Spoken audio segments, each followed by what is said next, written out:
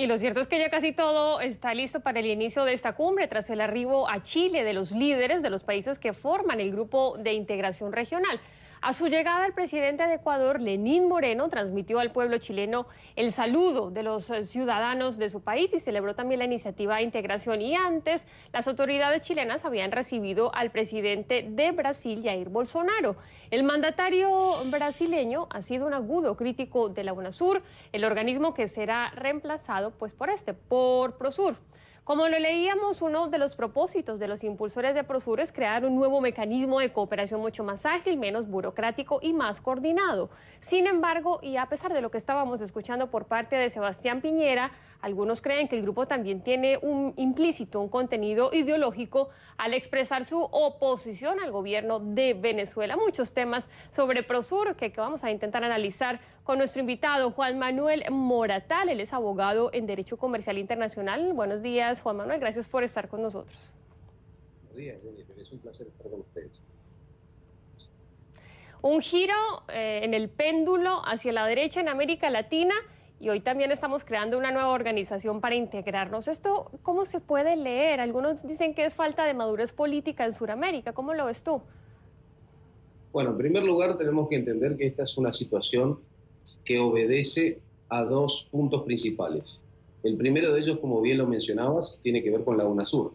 La UNASUR, que fue gestada ya fundada en el año 2004, y que fue en un contexto donde los gobiernos, o la gran mayoría de los gobiernos de nuestra región, tenían un pensamiento, tenían una línea de pensamiento más tirada hacia la izquierda. Lógicamente, al convenir a los intereses y facilitar las cuestiones, se crea la UNASUR en este contexto político. Este contexto ha dado un vuelco en los últimos años. La mayoría de estos países hoy se encuentran tirados hacia la derecha con sus gobernantes y, lógicamente, esto tiene que tener una reacción que les permita a la mayoría de los países tener un lugar, un centro donde puedan debatir con la misma calidad de ideas o con la misma línea de pensamiento. Perdón.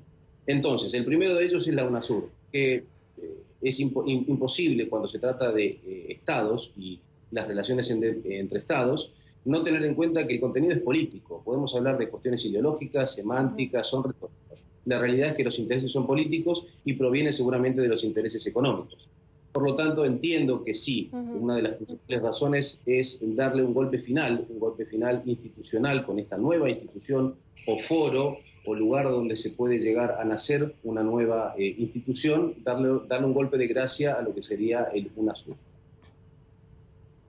Claro, porque uno mira a UNASUR cuando fue creada, digamos que de una u otra forma tuvo su inspiración en la Unión Europea, un bloque que a pesar de lo que estamos viendo ahora sigue siendo un bloque, sigue unido y donde cambian gobiernos derecha o izquierda en los países europeos, pero sigue siendo la Unión Europea. Entonces uno se pregunta qué pasa en nuestra región, que cambian lo que te decía ahora, el péndulo hacia un lado y cambian todas las instituciones.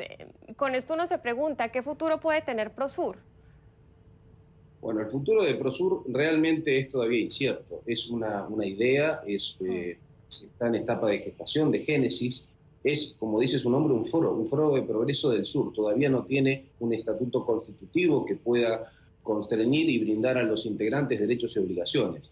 Esto, por eso justamente hacemos hincapié en lo que tiene que ver con el punto político, con el punto de vista político.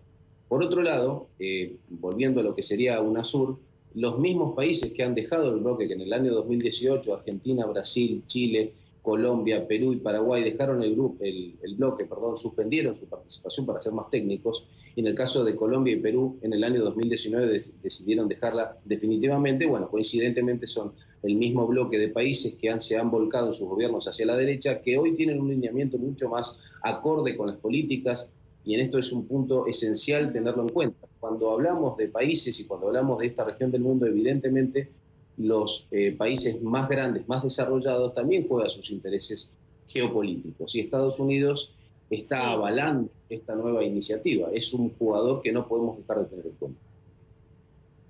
Y es que precisamente, por ejemplo, dijo el presidente de Colombia, Iván Duque, que este nuevo bloque también era para ponerle fin a la dictadura en Venezuela y hacerle contrapeso a la UNASUR. Mi pregunta es, ¿eso es una buena estrategia para iniciar una organización de este tipo? ¿Cómo lo ves tú? Bueno, ese justamente hablábamos al principio, les comentaba sobre los dos puntos esenciales que creo yo, a mi entender, le dan cabida a la formación del Prosur. Bueno, el primero la UNASUR y tratar de desecharla de una vez del todo, aunque sigue existiendo, como bien mencionas, y el segundo, lógicamente, es la situación actual de Venezuela.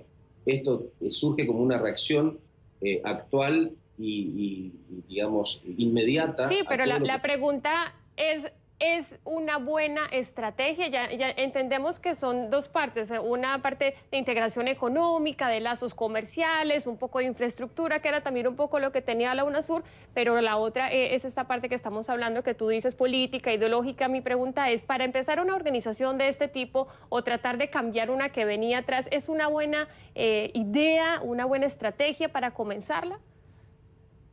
A ver, eso lo dirá solamente el tiempo. A mi entender, evidentemente ha sido bastante precipitada. Yo no concuerdo con las formas en que se han desarrollado para llevarla a cabo. Como dijimos, no tenemos ni siquiera un documento que pueda brindarnos una mayor claridad hacia qué tipo de lineamiento económico, cultural, social están tendiendo.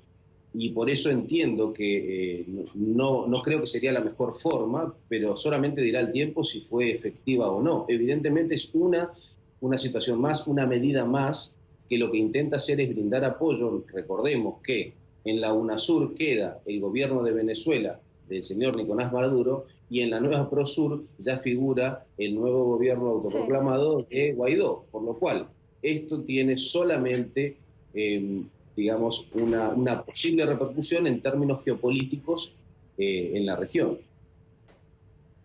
Bueno, estaba leyendo un poco sobre la UNASUR, los logros alcanzados, y en alguna de sus páginas en internet hablan de varias cosas: fortalecimiento de la democracia. Hoy estamos viendo a Venezuela, decían que estábamos más conectados, que se había luchado contra las drogas, estamos viendo la situación en Colombia, logros que realmente no son tan claros por parte de la UNASUR. Con esto, ¿qué enseñanzas deja esta organización? ¿Qué errores no se pueden cometer en Prosur? Bueno, yo creo que principalmente lo que no se puede hacer es no coincidir en unas líneas comunes. El problema principal, el mayor logro que aspiraba la UNASUR era la moneda única dentro de la región, emulando lógicamente lo que significa la Unión Europea. Estábamos muchísimos pasos atrás, había muchísimas cosas en las cuales más importantes para los diferentes países que hacían que no tengamos por lo menos algunas líneas de pensamiento, 4 o 5 en común, y aunar trabajo sobre ellas. Creo que lo principal acá para digamos, el éxito de lo que sería Prosur es establecer 4 o 5 líneas de pensamiento y acciones fundamentales en las cuales todos los estados puedan coincidir, y no solamente coincidir, sino decir y proponer específicamente qué medidas adoptar y hacer para llevar a cabo. Si no, va a ser una nueva, digamos, un nuevo error o un nuevo fiasco en lo que sería el proceso de aunamiento de las naciones de esta región del mundo.